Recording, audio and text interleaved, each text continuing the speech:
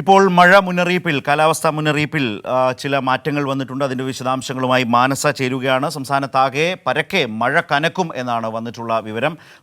മാനസ, ഇതിൻ്റെ വിശദാംശങ്ങൾ എങ്ങനെയൊക്കെയാണ്? അലർട്ടിൽ മാറ്റം ഏതൊക്കെ തരത്തിലാണ്?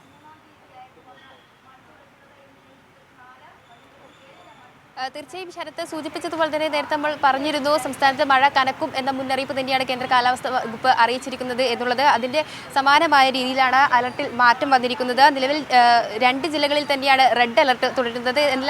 എന്നാൽ രാവിലത്തെ അലർട്ട് പ്രകാരം തിരുവനന്തപുരത്തും കൊല്ലത്തും ആലപ്പുഴയിലും യെല്ലോ അലർട്ടായിരുന്നു. അത് മാറി ഓറഞ്ച് അലർട്ട് നൽകിയിട്ടുണ്ട്. നിലവിൽ 2 ജില്ലകളിൽ റെഡ് അലർട്ടും അതോടൊപ്പം തന്നെ 12 ജില്ലകളിൽ ഓറഞ്ച് അലർട്ടുമാണ് ഉള്ളത്. അതിശക്തമായ രീതിയിൽ തന്നെ മഴ തുടരും എന്ന് തന്നെയാണ് മുന്നറിയിപ്പിൽ പറയുന്നത്. നാളെ 5 ജില്ലകളിലാണ് റെഡ് അലർട്ട് നൽകിയിരിക്കുന്നത്.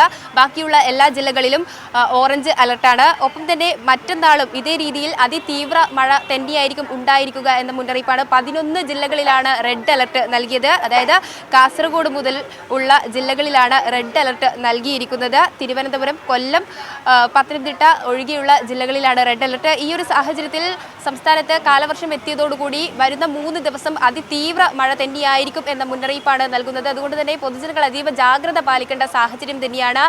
നേരത്തെ സൂചിപ്പിച്ചതുപോലെ തന്നെ ഇത്തരത്തിൽ നാശനഷ്ടങ്ങളൊക്കെയും ഉണ്ടാകുന്ന പശ്ചാത്തലത്തിൽ പൊതുജനങ്ങൾ പൊതു ഇടങ്ങളിൽ സഞ്ചരിക്കുമ്പോഴും ശ്രദ്ധിക്കണം. മലയോര മേഖലകളിലുള്ള ആളുകളും തീരദേശ മേഖലകളിലുള്ള ആളുകളും ശ്രദ്ധിക്കണം.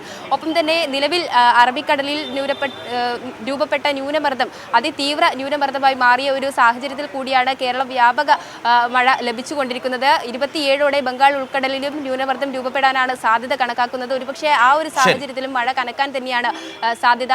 ഈ കാലവർഷം എത്തിയതോടുകൂടി സംസ്ഥാനത്തെ ശരി, മാനസയാണ് വിശദാംശങ്ങൾ ഇപ്പോൾ നൽകിയത്. മഴ മുന്നറിയിപ്പിൽ വന്നിട്ടുള്ള പുതിയ വിവരങ്ങളും ആ മാറ്റവും, മുൻപുണ്ടായിരുന്ന അലർട്ടിൽ വന്നിട്ടുള്ള മാറ്റവുമാണ് ഇപ്പോൾ മാനസ സൂചിപ്പിച്ചത്.